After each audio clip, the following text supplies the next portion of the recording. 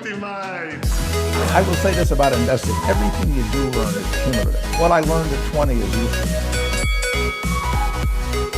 Equity. Welcome to another episode of the Equity Mates Summer Series, proudly brought to you by Superhero. Over 12 episodes, we're deep diving into some of the most exciting, interesting, and well-known companies from both here in Australia and over in the US. In some instances, we'll be hearing directly from the CEOs to give you first-hand insight into their companies. My name is Bryce, and as always, I'm joined by my equity buddy, Ren. How are you going? I'm very good, Bryce. I'm pumped for this episode, excited to talk about it because this is one of my favorite companies. Yeah, I'm the same. I love this company. We both own it, so that's just some disclosure. Full disclosure. Full disclosure. But yeah, look, I can't wait for this episode. I've been hanging out for it for a while. So without further ado, we're going to be doing a deep dive on Airbnb. It is available over on the NASDAQ. The ticker is ABNB, also available on the Superhero platform. And a big thank you to Superhero for supporting the summer series. Superhero allow you to buy Aussie and US shares and ETFs with no monthly account fees, and you can now earn Qantas points with Superhero. So visit superhero.com.au/Qantas to learn more. Eligibility criteria, terms and conditions, and fees and charges apply.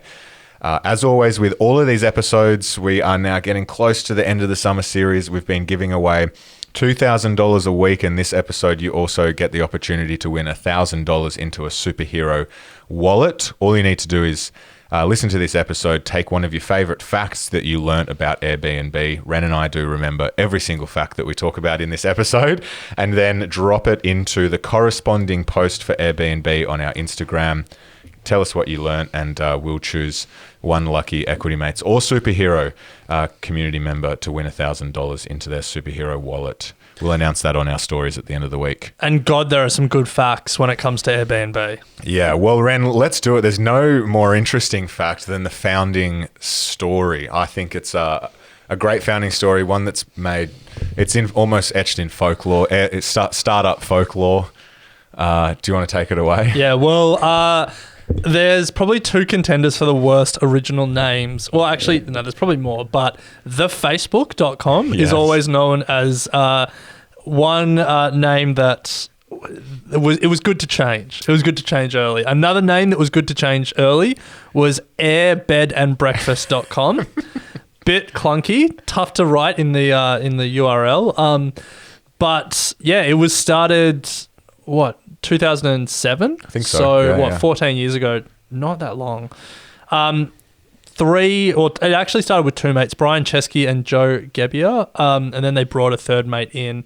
But literally started with an idea to make some extra money when there was a design conference in San Francisco. They rolled out like an air mattress and rented that air mattress out to people attending the conference. That was the idea. Yeah. Make a few extra dollars. Pretty straightforward. Not bad. From there, they decided to make a go of it as a business. And have you seen the Obama O's and Captain McCain cereals?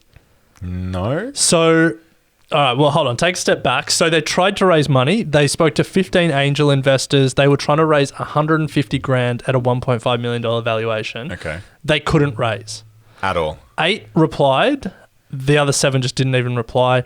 4 said it didn't fit their thesis. 1 said they didn't like the market. 3 just were a no. So 15 investors had the chance to invest in Airbnb at 1.5 mil valuation. It's now like 150 bill almost. 130 bill, but still like incredible. So then they kept working on the business. And I think it was at the Democratic National Convention, they sold like 80 beds on their platform and weren't making any money. So they made these cereal boxes and sold cereal. And it was 2007, 2008. So it was when Obama was going against John McCain for the presidency. And so they made Obama O's and Captain McCain cereal boxes and sold cereal, $40 a box. Yeah. Sold $30,000 worth of cereal, and that kept them afloat. Then they go to Y Combinator, which is that the incubator. startup accelerator in the US in San Fran, and Paul Graham, the head of that, was so impressed. He was basically like, if you can sell cereal at $40 a box, you can sell beds. And they got into Y Combinator, and that was then when they went thermonuclear. Epic story. Yeah. Epic story. Well, that has obviously turned into a pretty successful business that has been truly disruptive to the industry, and we will touch on that in a short moment. But for those of you who have no idea what Airbnb is, since founding in 2007, they have expanded to become part of the shared economy and essentially have listings for rental spaces in more than 220 countries around the world. You started that sentence with, for those who have no idea what Airbnb does, and then I don't think you really gave them an idea. That's true. I feel like surely everyone knows about it, but it's a two-sided marketplace where people who have homes or rooms to rent can list them, and then people looking to rent those rooms for short-term accommodation can rent them. And who doesn't love a good marketplace? Great business. It's a great business. Yeah, great business. If you can build it, it's a great business. So they have over 15,000 employees, 5.6 million global listings, and about 4 million hosts. And we know that they're doing a lot of work on the host side of things. We've done some campaigns for them here on the show. I'm sure you've heard them. So we're going to dig into that in a moment. But Ren, let's talk about how disruptive they have been to the hotel industry. Yeah, well, 1 billion total guests that have been hosted through their platform. Pretty impressive. Yeah. And you would think about Airbnb, and you'd think the fact that they've had 1 billion guests go through their platform, and you'd think they will have decimated the hotel industry.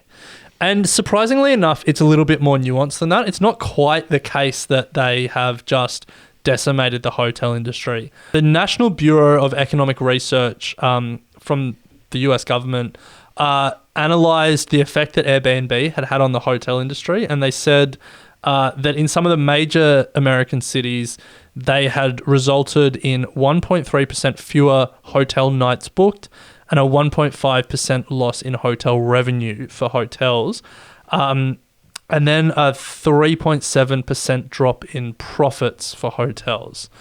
So not numbers that are, mind-blowing and stark. And I think that's the key nuance when we think about what Airbnb has done to the hotel industry.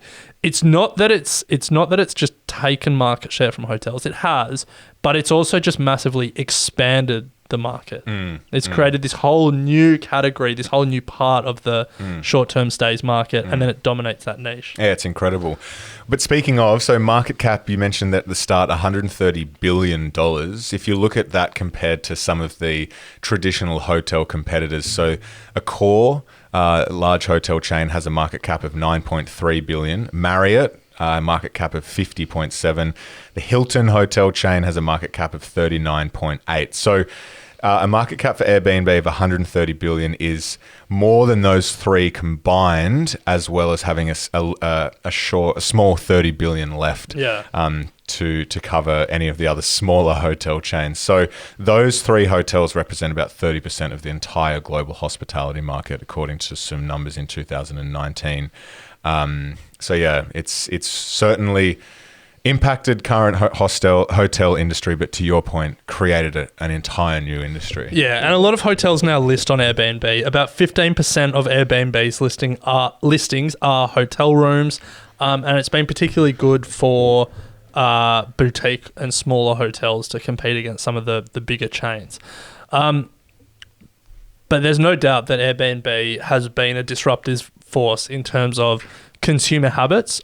I can say that I never search for hotels anymore. Like if I'm traveling, it's Airbnbs. Like we went to Japan pre-pandemic, it was Airbnbs in every city.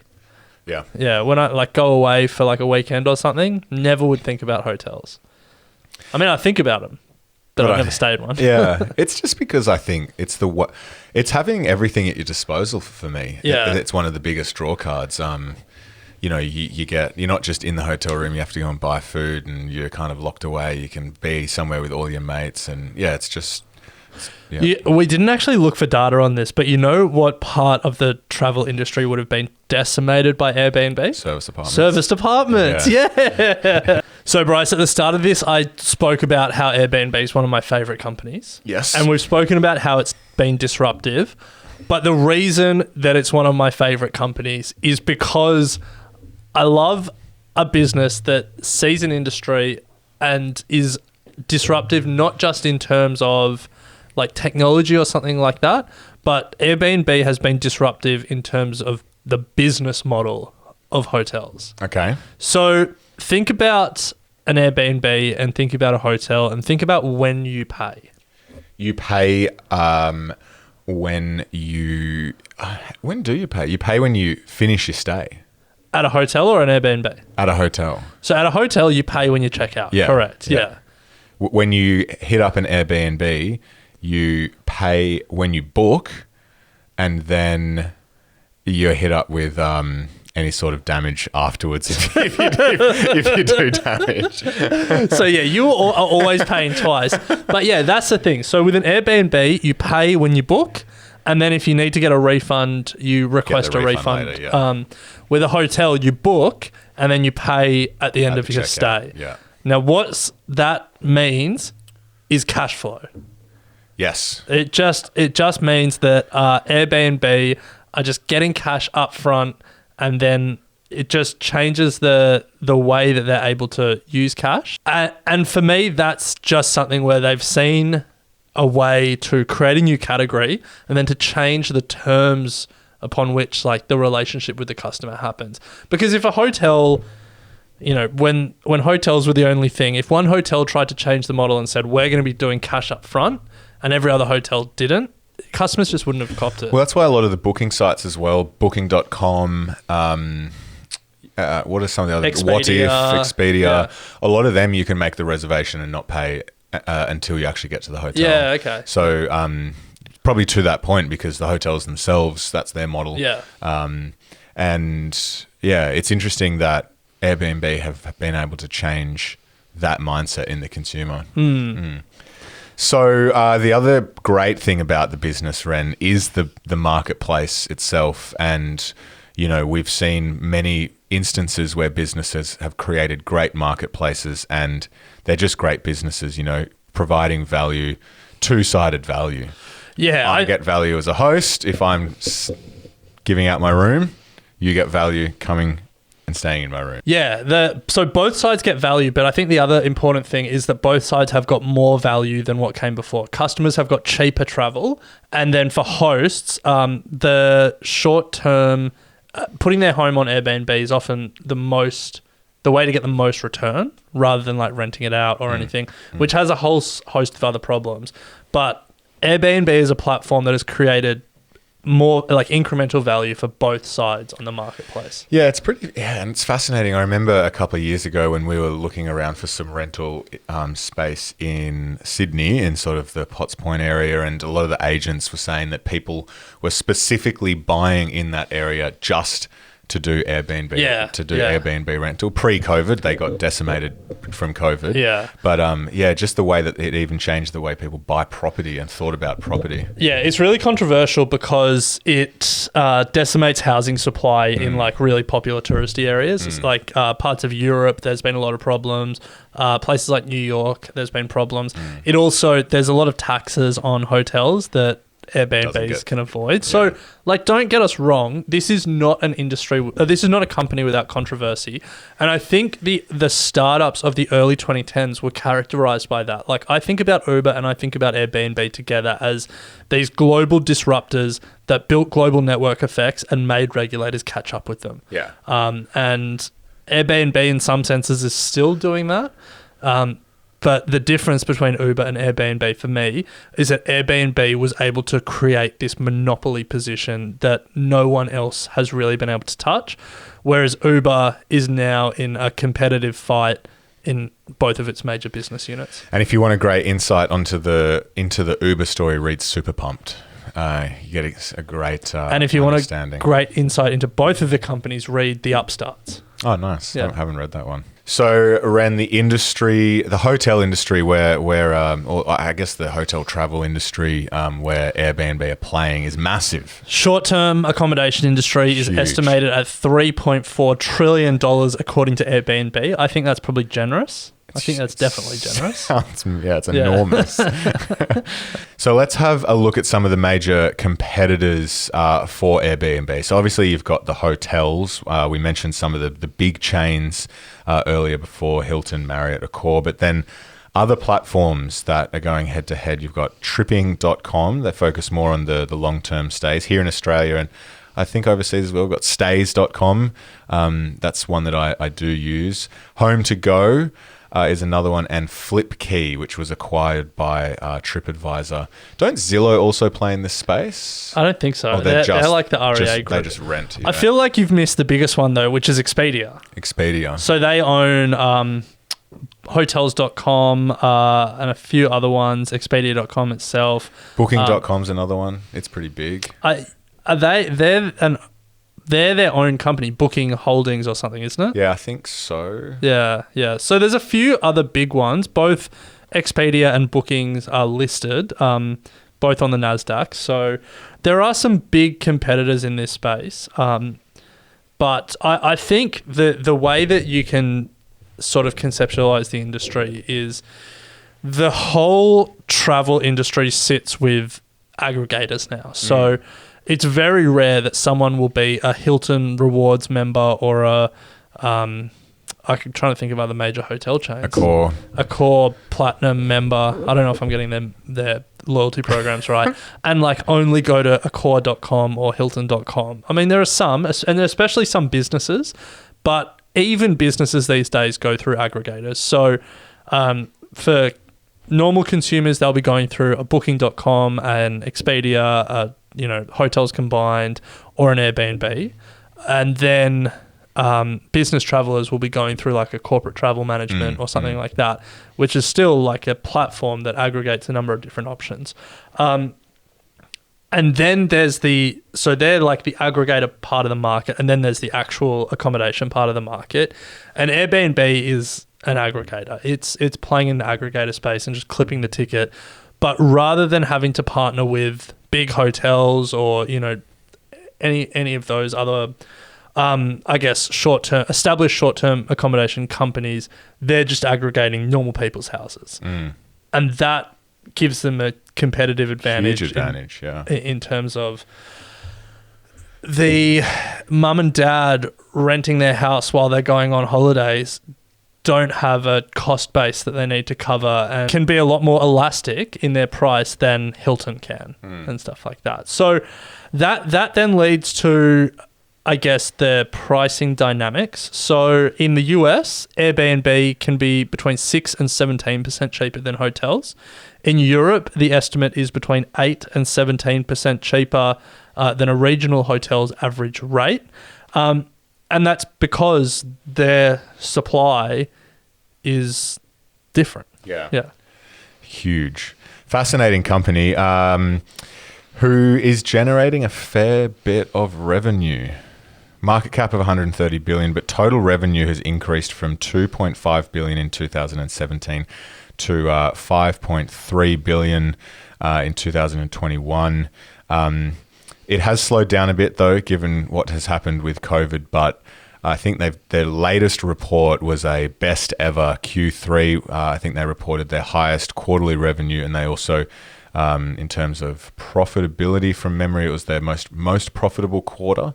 And so, yeah, they've really rebounded now from COVID, and there is some changing consumer behavior going on, which we haven't touched on, Ren, which we will in a moment. Yeah, before we do, let's just talk about the fact that the worst possible outcome, the worst possible nightmare scenario for Airbnb happened in the last 18 months. Travel was dead. Like, travel died, people were locked down, so there wasn't even, like staycations or weekends away or anything like that. Their revenue in 2019 was 4.8 billion, and in 2020 it was 3.4 billion. If in the very worst case scenario that you can imagine, your revenue drops 30% and you still do over $3 billion in revenue when no one can travel. Like, I would say that is a pretty resilient business. Yeah. Yeah, where was the long-term stays? Like, what was driving that 3.4 billion, I wonder? Because no one was going anywhere. In domestic? I mean, I guess no. It's not like everywhere in the world was locked down at the same time for a full year. Yeah, true. Felt like it. It felt like it, but I guess, especially in the States, like they were pretty loose. Europe had a big summer. Yeah. Europe So was going for it. yeah, they still had a lot of travel. But for me, I think resilience, the resilience of the platform was really shown in the way that they responded to that year. So I think that resilience is pretty impressive. And that really gets to what we saw recently, at least recently when we're recording this, which is their Q3 results came out and you were blown away.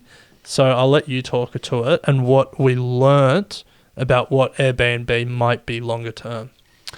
Yeah, so they obviously had a very successful Q3 report, and no doubt that a lot of the supply and demand is coming back around the world, and Airbnb is kind of getting back to full strength. But COVID really changed the dynamics of the way people think about going away on holidays, but also think about living away from home. And so we're seeing longer rentals now take place on the Airbnb platform.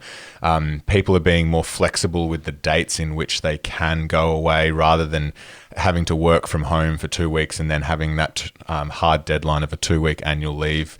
You can work from home anywhere around the world in some instances. And so people are, using the platform in a different way, staying longer at places. And so instead of being a short-term rental platform, the numbers are now starting to show that it's longer term. So to give you an idea of this, I'm flexible features uptake. So that's really leaning into the whole people can work from anywhere. So just give me any time in January. Yeah, they can tell the platform I'm flexible as to my travel dates because I can work from anywhere. Since it was introduced, it's been used over 500 million times. And obviously, a lot of people are probably just searching and not booking, but still, 500 million. Yeah. Another part of it, so that's the demand side. The host side is starting to really ramp up as well. We know we've done a lot of advertising through the podcast for Airbnb.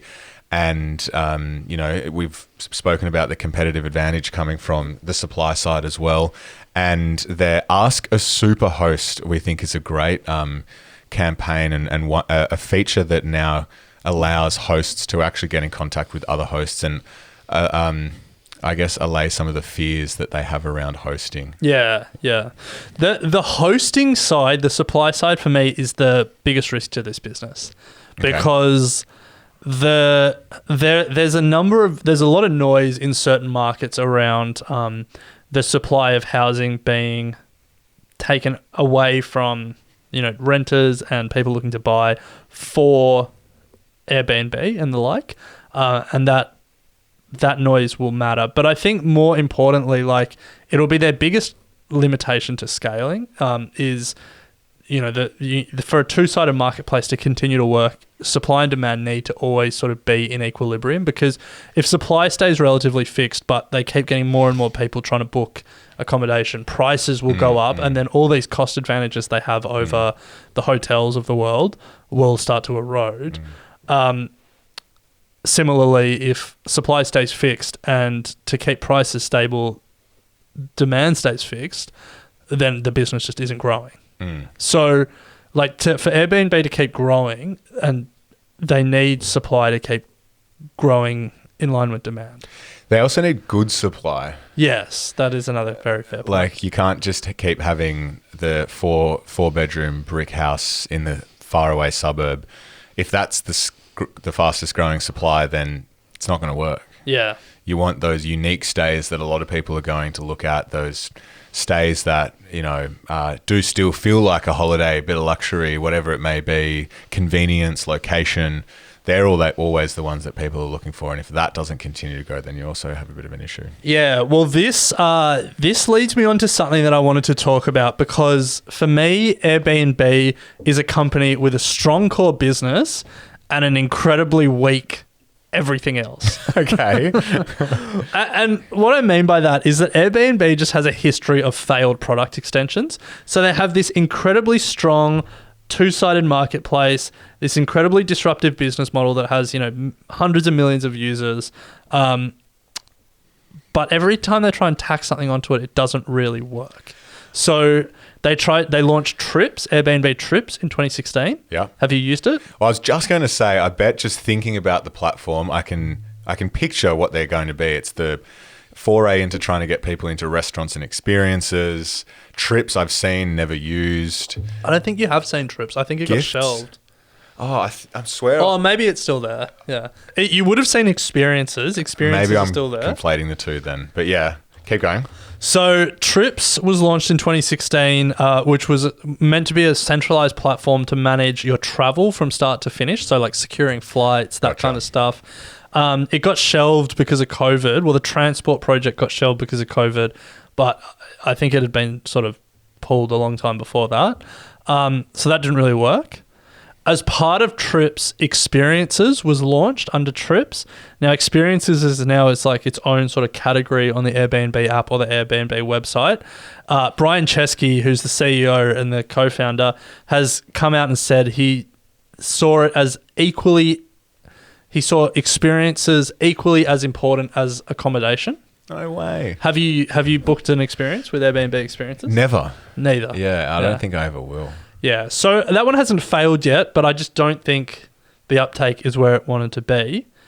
They also had a content play. They were going to get into travel content. Every business is a content business these days. Classic. Have you watched anything from Airbnb? No, but if they want to do a podcast, holla. Yeah, I would actually really love. I love a bit of housing porn. Like I follow a few Instagram same. accounts and stuff like that. I would love a TV shows just showing the best Airbnbs around the world, like a Grand Designs by Airbnb. That'd be pretty dope. That would be. Because like with Grand Designs, the thing is, or any of those shows, you can never actually go to the house.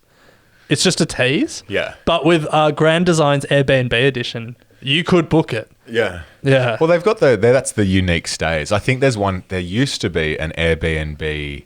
Now, I can't remember if it was called Black or something like that. And it was like the ultra luxury Airbnbs that came with catering. So these are other product extensions. There's Airbnb Plus and Airbnb. Then there's like a luxury category as well. Yeah. And then have you heard of Airbnb Backyard? No. So this one is still on the go. Is that for pets? Huh? For pets? No. So it's the Airbnb's plans to design and build houses. What? I guess the logic behind it is that they have a lot of data on where and how guests like to live, and so they're going to leverage. Guests like to rent it because they're going on holidays. Yeah, it doesn't mean that they want to live there. Well, so yeah, fair. But as part of this backyard project, Airbnb also quietly filed a patent for a reusable modular housing system. And people have speculated what that means is that they'll create Airbnb homes that can adjust their layouts to meet demand in real time. So the same space could be rented as 2 one-bedroom units one week and then a 2-bedroom apartment the next week. So basically giving Airbnb flexibility to change the supply based on demand. So they're going into property development without altering the footprint. No, it's not property development. It's a reusable modular housing system. Okay, so they're going into pseudo property development. What, they just put it in a paddock somewhere and shift it around as people need it. If it's well, I think it's. I mean, isn't every house just put in a paddock? Isn't that literally how houses started? So they are going into property development. Well, the article I was reading said there's been no visible movement on the project since. So I think, we laugh at some of these things, but and the fact that they're a $130 billion company with a really strong core business means they can make some of these bets. So we can't really have too much of a crack for them trying new things. They're not profitable though, right? No. Yeah. But I mean, it's 2021. Yeah, who needs to be profitable? You'd lose market value if you're profitable. Yeah. But I think it's definitely something that is worth watching. Is Airbnb's inability to build a really successful complementary business to their core business. Yeah. I'm just actually looking at their profit numbers, and to your point around the resilience of revenues, they lost $674 million in 2019, and in 2020 lost $4.5 billion. Yeah. Okay. Well. Yeah, got slammed. Yeah. That's COVID. That's COVID for you. Yeah. Ouch. Yeah. Yeah, look, it's a fascinating company. I think the moat that it has, I think, is pretty impressive. Like we talk about, you know, people say Google it, and now people just say, instead of I'm going to this hotel or did you get a booking.com, it's just we've got an Airbnb. Yeah. Which Airbnb is staying at? Have you looked at it? Let's look for an Airbnb. Like, it's the first point of call within our demographic anyway, within our group of friends, the way we do it, whenever you think about short-term travel. Yeah. Now, so I've said that my biggest concern about the company is supply in terms of housing. And then I've talked about their product extensions. My third concern that I want to talk about, because we've had a lot of love for this company, but I think we just have to give the other side. I don't know if you've noticed what's been happening with Uber lately, but the amount of extra fees and all the push notification ads and all of these like extra little monetization gimmicks, splitting the delivery cost into a delivery fee and a service fee. Hate it. So this is all because Uber just runs two unprofitable businesses that don't have any economies of scale or synergies between the two, and they are getting a lot of pressure to be profitable.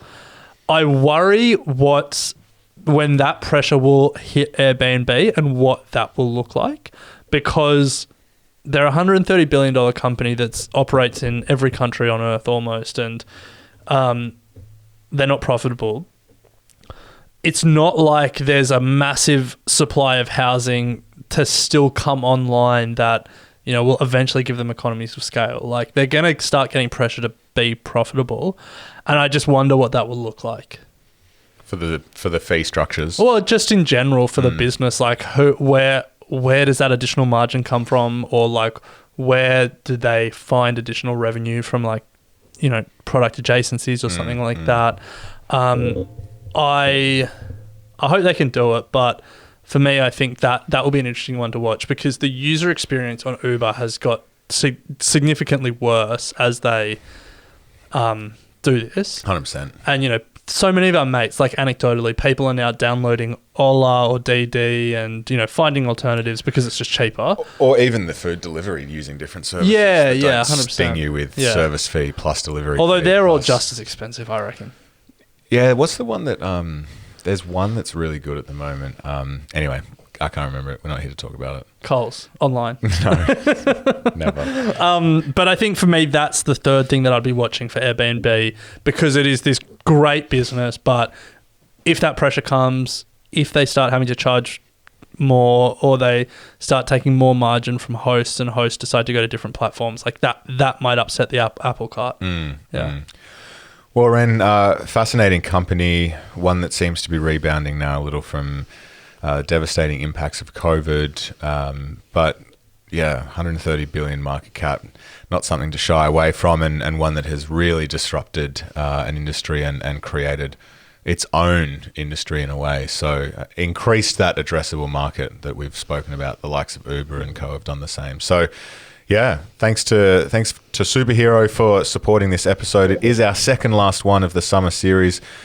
Getting a bit sad that it's almost over, but we're finishing next episode with one of Australia's great success stories, and that is ResMed.